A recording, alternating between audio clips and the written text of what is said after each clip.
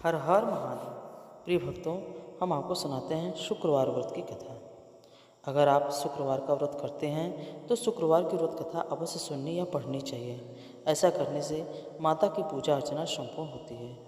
तो चलिए हम आपको सुनाते हैं माँ संतोषी की व्रत कथा।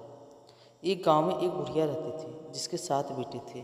6 बेटे कमाने वाले थे और एक बेटा निकम्मा था। बुढ़िया माँ 6 पुत्रों का जूठा 7वें पुत्र को देती। 7वां पुत्र एक दिन अपनी पत्नी से बोला, देखो मेरी माता का मुझ पर कितना प्रेम है। वह बोली, क्यों नहीं, सबका जूठा बचा हुआ तुमको खिलाती है। वह बोला, जब तक आंखों से न देखे मान नहीं सकता। पत्नी ने हंसकर कहा, देख लोगे तब तो मानोगे ना। कुछ दिन बाद एक बड़ा त्यौहार आया। घर में 7 प्रकार के भोजन और चूरमा के लड्डू बने।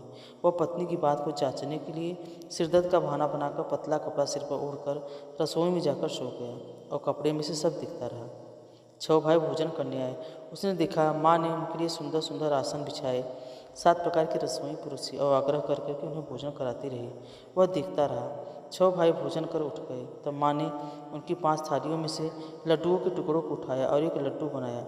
जूठन साफ कर माँ ने उसे पुकारा, उठ बेटा उठ, तेरे भाइयों ने भोजन कर लिया है, तू भी उठकर भोजन कर ले। उसने कहा, माँ मुझे भोजन नहीं करना, मैं परदेश जा रहा हूँ। माता ने कहा, कल जाना हो तो आज ही जा।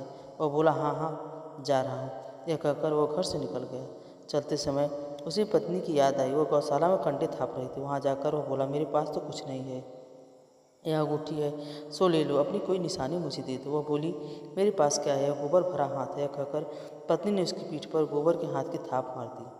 वह चल दिया। चलते चलते पूरे दूर देश जा पहुंचा। वहाँ एक साहूकार की दुकान थी। उसे नौकर की सख्त ज़रूरत थी और साहूकार को नौकर की सख्त ज़रूरत थी। साहूकार ने कहा, काम देकर तनख्वाह मिलेगी। उसने कहा, सेठ जी जैसा आप ठीक समझें। उसे साहूकार के यहाँ नौकरी मिल गई। वहाँ वह दिन रात काम करने लगा। कुछ दिन में दुकान का लेन देन, हिसाब किताब, ग्राहकों को माल बेचना, सारा काम करने लगा। साहूकार के 7-8 नौकर थे। वे सब चक्कर खाने लगे, लेकिन उसने अपनी लगन, परिश्रम और ईमानदारी से सभी को पीछे छोड़ दिया। उसे अपने किए का फल मिला। सेठ ने भी उसका काम देखा और 3 महीने में उसके मुनाफे की साझेदार बना दिया। परिश्रम करते करते 12 वर्ष में वो नगर का नामी सेठ बन गया और सेठ अपना सारा कारोबार उस पर छोड़कर बाहर चला गया। इधर उसकी पत्नी पर क्या बीती वह सुने। सास ससुर उसे दुख देने लगे, गृहस्थी का काम करवाकर उसे लकड़ी लेने जंगल में भेजते। इस बीच घर की रोटियों के आटे से जो भूसी निकलती उसकी रोटी बनाकर रख दी जाती और फूटे नारियल की नरेली में पानी दिया जाता। इस तरह दिन बीतते रहे। एक दिन वह जब जंगल से लकड़ी लेने जा रही थी तो उसे रास्ते में बहुत सी स्त्रियाँ संतोषी माता का व्रत करती दिखाई दी। यह वहाँ खड़ी होकर पूछने लगी, बहनों यह तुम किस देवता का व्रत करती हो और इसे करने से क्या फल होता है? इस व्रत के करने की क्या विधि है? यदि तुम इस व्रत का विधान मुझे समझाकर कहोगे तो मैं तुम्हारा बड़ा एहसान मानूंगी। उनमें से एक स्त्री बोली, सुनो, यह संतोषी माता का व्रत है। इसके करने से निर्धनता, दरिद्रता का नाश होता है, लक्ष्मी आती है, मन की चिंताएं दूर होती है, मन को प्रसन्नता और शांति मिलती है, निपति को पुत्र मिलता है, प्रीतम बाहर गया हो तो शीघ्र लौट आता है, कुंवारी कन्या को मनपसंद वर मिलता है, चलता मुकदमा खत्म हो जाता है, कलह क्लेश की निवृत्ति हो, मुख शांति होती है, घर में धन जमा हो, धन जायदाद का लाभ होता है तथा और मन में जो कुछ कामना हो संतोषी माता का कृपा से पूरी हो जाती है। इसमें कोई संदेह नहीं। वह पूछने लगी, यह व्रत कैसे किया जाता है, यह भी बताओ, बड़ी कृपा होगी। वह स्त्री कहने लगी, बिना परेशानी, श्रद्धा और प्रेम से जितना भी बन सके प्रसाद लेना, 5.25 पैसे से 5.25 आने तक का, इससे भी ज़्यादा शक्ति और भक्ति के अनुसार गुड़ चना लेकर हर शुक्रवार को निराहार रहकर कथा कहना सुनना, इसके बीच क्रम न टूटे, लगातार नियम पालन करना, सुनने वाला कोई न मिले तो घी का दीपक जलाकर उसके आगे जल के पात्र को रख कथा कहना, परंतु नियम न टूटे, जब तक कार्य सिद्ध न हो नियम पालन करना और कार्य सिद्ध हो जाने पर व्रत का उद्यापन करना। 3 मास में माता पूरा फल प्रदान करते हैं। यदि किसी के ग्रह खोटे हो तो माता 1 वर्ष में अवश्य उनको अनुकूल करते हैं। कार्य सिद्ध होने पर भी उद्यापन करना चाहिए, बीच में नहीं। उद्यापन में 2.5 सेर आटे का खाजा तथा इसी के अनुसार खीर तथा चने का साग बनाना, 8 बच्चों को भोजन कराना, जहाँ तक मिले देवर जेठ भाई बंधु कुटुंब के लड़के लेना, न मिले तो रिश्तेदारों और पड़ोसियों के लड़के बुलाना, उन्हें भोजन करा यथाशक्ति दक्षिणा दें। माता का नियम पूरा करना, ध्यान रखना उस घर में कोई खटाई न खावे। या सुन वहाँ से जब चल दी। रास्ते में लकड़ी के बोझ को बेच दिया, उन पैसों से कुछ चुना ले माता के व्रत की तैयारी कर आगे चली। रास्ते में संतोषी माता के मंदिर में जा माँ के चरणों में लौटने लगी, विनती करने लगी, माँ मैं दीन हूँ, निपट हूँ, मूर्ख हूँ, व्रत के नियम कुछ नहीं जानती, मैं बहुत दुखी हूँ। हे माता मेरा दुख दूर कर, मैं तेरी शरण में हूँ। माता को दया आई। एक शुक्रवार बीता, दूसरे शुक्रवार को ही उसके पति का पत्र आया और तीसरे शुक्रवार को उसका भेजा हुआ पैसा आ गया। यह देखकर जेठानी मुँह सिकोड़ने लगी। इतने दिनों बाद इतना पैसा है, इसमें क्या बड़ाई है। लड़के ताने देने लगे। काकी के पास अब तो पत्र आने लगे हैं, रुपया आने लगा है, अब तो काकी की खातिरदारी बढ़ेगी, अब तो काकी बुलाने से भी नहीं बोलेंगी। बेचारी सरलता से कहती, भाई भैया पत्र आए, रुपये आए तो हम सबके लिए अच्छा है। ऐसा कहकर आंखों में आंसू भरकर संतोषी माता के मंदिर में जा मातेश्वरी के चरणों में गिरकर रोने लगी। माँ मैंने तुमसे पैसा नहीं मांगा, मुझे पैसे से क्या काम, मुझे तो अपने सुहाग से काम है, मैं तो अपने स्वामी के दर्शन और सेवा मांगती हूँ। तब माता ने प्रसन्न होकर कहा, जा बेटी तेरा स्वामी जल्दी ही आएगा। यह सुनकर खुशी से बावली हुई वो घर आकर काम करने लगी। संतोषी माँ विचार करने लगी कि इस भोली पुत्री से मैंने कह तो दिया कि तेरा पति शीघ्र आएगा, पर आएगा कहाँ से, वह तो इसे स्वप्न में भी याद नहीं करता है और उसे इसकी याद दिलाने तो मुझे ही जाना पड़ेगा। संतोषी माता ने बुढ़िया की बेटी को स्वप्न में समझाया, पुत्र तेरी घरवाली कष्ट उठा रही है। वह बोला, हाँ माता यह तो मुझे भी मालूम है, परंतु क्या करूं, वह कैसे जाऊं, परदेश की बात है, लेन देन देने का सारा हिसाब किताब है, कोई जाने का रास्ता नजर नहीं आता, आप ही कोई राह दिखाएं कि वहाँ कैसे जाऊं। माँ कहने लगी, सवेरे नहा धोकर संतोषी माता का नाम ले, घी का दीपक जलाकर दंडवत कर और दुकान पर जा बैठना। देखते देखते तेरा लेन देन चुक जाएगा, जमा माल बिक जाएगा, साँझ होते होते धन का ढेर लग जाएगा। वह अगले दिन सुबह सुबह जल्दी उठा। उसने अपने मित्र बंधुओं परिचितों से स्वप्न में माता द्वारा कही गई बात कह सुनाई। वे सब उसकी बात सुनकर उसकी खिल्ली उड़ाने लगे। वे कहने लगे, कहीं कभी सपने की भी बात सच्ची होती है। एक बुढ़ा व्यक्ति बहुत समझदार था और बोला, देखो भाई मेरी बात मानो, इस तरह सांच या झूठ कहने के बदले देवता ने जैसा कहा वैसा ही करना, तेरा क्या जाता है। बुढ़े की बात मानकर नहा धोकर उसने संतोषी माता को प्रणाम किया और फिर दीपक जलाकर दुकान पर जा बैठा। शाम तक धन का ढेर लग गया। वह हैरान हुआ, मन में संतोषी माता का नाम ले प्रसन्न हो घर जाने के लिए वास्ते गहना कपड़ा सामान खरीदने लगा। सब काम से निपट अपने घर को रवाना हुआ। उसको उसकी पत्नी जंगल में लकड़ी लेने गई थी। लौटते वक्त थक जाने के कारण संतोषी माता के मंदिर पर विश्राम करने बैठ गई। यह तो उसका रोज रुकने का स्थान था। धूल उड़ती देख उसने माता से पूछा, हे माता यह धूल कैसी उड़ रही है। माँ ने कहा, ये पुत्री तेरा पति आ रहा है, अब तो ऐसा कर लकड़ियों के 3 बोझ बना, एक नदी किनारे रख, दूसरा मेरे मंदिर में और तीसरा अपने सिर पर रख। तेरे पति को लकड़ी का गट्ठर देखकर मुँह पैदा होगा, यह वहाँ रुकेगा, नाश्ता पानी बनाकर खाकर माँ से मिलने जाएगा। तो लकड़ी का बोझ उठाकर जाना और बीच चौक में गट्ठर डालकर 3 आवाज़ें जोर से लगाना, लो सासू जी नारियल की लकड़ियों का गट्ठर लो, भूसी की रोटी दो, नारियल खोपड़े में पानी दो, आज कौन मेहमान आया है। संतोषी माँ की बात सुनकर वो बहुत अच्छा कहकर प्रसन्न मन से लकड़ियों का 3 बोझ बना लाई। एक नदी के तट पर, दूसरा मंदिर माता के मंदिर पर। इतने में मुसाफिर वहां आ पहुंचा। सूखी लकड़ी देखकर उसकी इच्छा हुई कि वह यहीं विश्राम कर ले और भोजन बनाकर खा पीकर गाँव चले। इस प्रकार भोजन कर विश्राम कर वह अपने गांव में आ गई। उसी समय बहू सिर पर लकड़ी का गट्ठर लिए आई। उसने गट्ठर को आंगन के गड्ढा में डालकर जोर से 3 आवाज़ें दी, लो सासू जी लकड़ी का गट्ठर लो, भूसी की रोटी दो, नारियल खोपड़े में पानी दो, आज कौन मेहमान आया है। सुनकर सास ने अपने दिए हुए कष्टों को भुलाने के लिए कहा, बहू तू ऐसा क्यों कहती है, तेरा मालिक ही तो आया है, बैठ मीठा भात खाकर कपड़े गहने पहन। पत्नी की आवाज़ सुनकर उसकी स्वामी बाहर आया और उसके हाथ में अपनी अंगूठी देखकर व्याकुल हो गया। उसने माँ से पूछा, माँ यह कौन है। माँ बोली, बेटा यह तेरी पत्नी है, आज 12 वर्ष हो गए हैं जब से तू गया तब से सारे गांव में जानवरों की तरफ भटकती फिरती है, कामकाज कुछ करती नहीं, 4 समय आकर खा जाती है, अब तुझे देखकर भूसी की रोटी और नारियल खापड़े में पानी मांगती हो। बोला, माँ मैंने इसे भी देखा है, तुम्हें भी, मुझे दूसरे घर की चाबी दो, मैं उसी में रहूँगा। ठीक है बेटा, जैसी तेरी मर्जी कहकर माँ ने चाबी का गुच्छा बेटी के सामने रख दिया।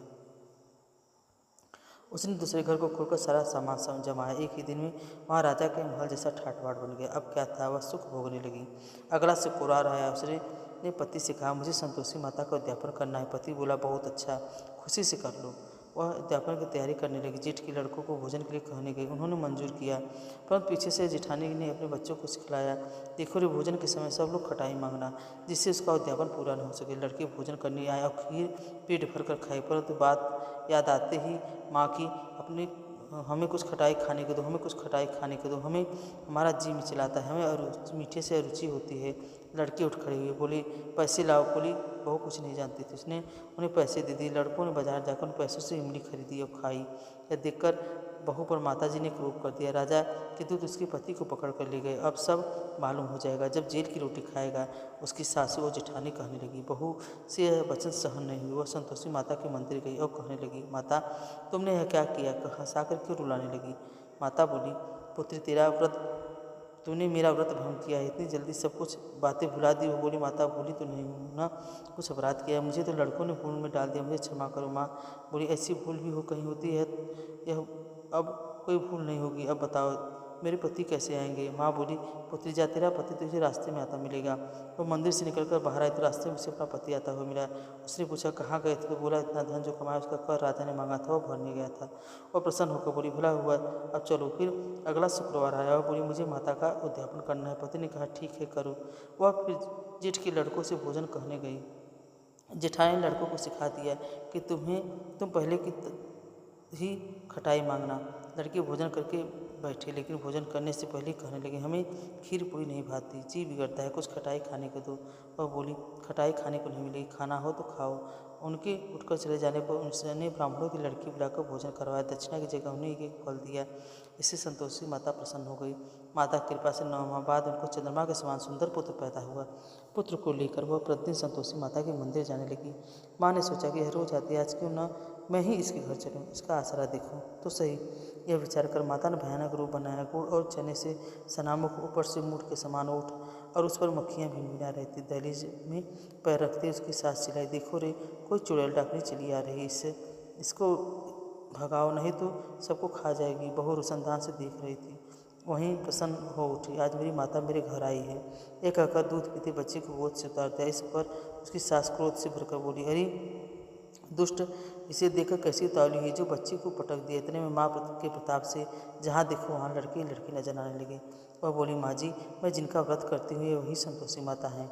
इतना कहकर उसने झट से घर के सारे किवाड़ खोल दिए और सब ने, उसकी जेठानी और सास, माता के चरण पकड़ लिए, विनती करने लगी, हे माता, हम मूर्ख हैं, अज्ञानी हैं, तुम्हारे व्रत की विधि हम नहीं जानते, तुम्हारा व्रत भंग करके हमने बड़ा अपराध किया है। माता, आप हमारे अपराधों को क्षमा करें।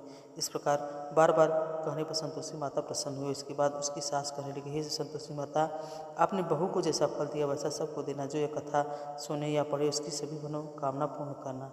तो भक्तों, अब हम सुनते हैं माँ संतोषी मैया की आरती। जय संतोषी माता मैया, जय संतोषी माता, अपने सेवक जन को सुख संपत्ति दाता। जय संतोषी माता, सुंदर चीर सुनहरी माँ धारण कीन्हो, हीरा पन्ना दम के तन श्रृंगार लीन्हो। जय संतोषी माता, गिरु लाल छटा छवि बदन कमल शोहे, मंद हसत करुणा में त्रिभुवन जन मोहे। जय संतोषी माता, स्वर्ण सिंहासन बैठी चवर डूरे सा प्यारे, धूप दीप मधुमेवा भोग धरे न्यारे। जय संतोषी माता, गुड़ अर्चना परम प्रियता में संतोष कियो, संतोषी कहलाई भक्त न वैभव दियो। जय संतोषी माता, जय शुक्रवार प्रिय मानत आज दिवस रोही, भक्त मंडली छाई कथा सुनत मोही। जय संतोषी माता, मंदिर जगमग ज्योति मंगल छवि छाई, विनय करे हम बालक चरणन सिर नाई। जय संतोषी माता, भक्ति भाव में पूजा अंग कृत कीजय, जो मन बसे हमारे इच्छा फल दीजय। जय संतोषी माता, दुख दरिद्र रोगी संकट मुक्त किए, बहुधन धान भरे घर सुख सौभाग्य दिए। जय संतोषी माता, ध्यान धयो जिस धन जननी मन वांछित फल पायो, पूजा कथा श्रवण कर घर आनंद लायो। जय संतोषी माता, शरण कहे कि लज्जा राख्यो जगदम्बे, संकट तो ही निवारे दयामती अम्बे। जय संतोषी माता, संतोषी माँ की आरती जो कोई नर गावे, रिद्धि सिद्धि सुख संपत्ति जी भर कर पावे। जय संतोषी माता, जय संतोषी माता मैया, जय संतोषी माता, अपने सेवक जन को सुख संपत्ति दाता। जय संतोषी माता, कपूर गौरम करुणावतारम संसार सारम भुजगेन्द्रहारम, सदा वसंतम हृदयारविंदे, भवम भवानी सहितं नमामि, भवम भवानी सहितं नमामि। त्वमेव माता चित्ता त्वमेव, त्वमेव बन्धु च सखा त्वमेव, त्वमेव विद्या द्रविणं त्वमेव, त्वमेव सर्वं मम देव देव। पूजा सेवा बंदगी सभी आपके हाथ। मैं तो कुछ जाना नहीं, आप जाने हुए नाथ। राधे राधे, हर हर महादेव।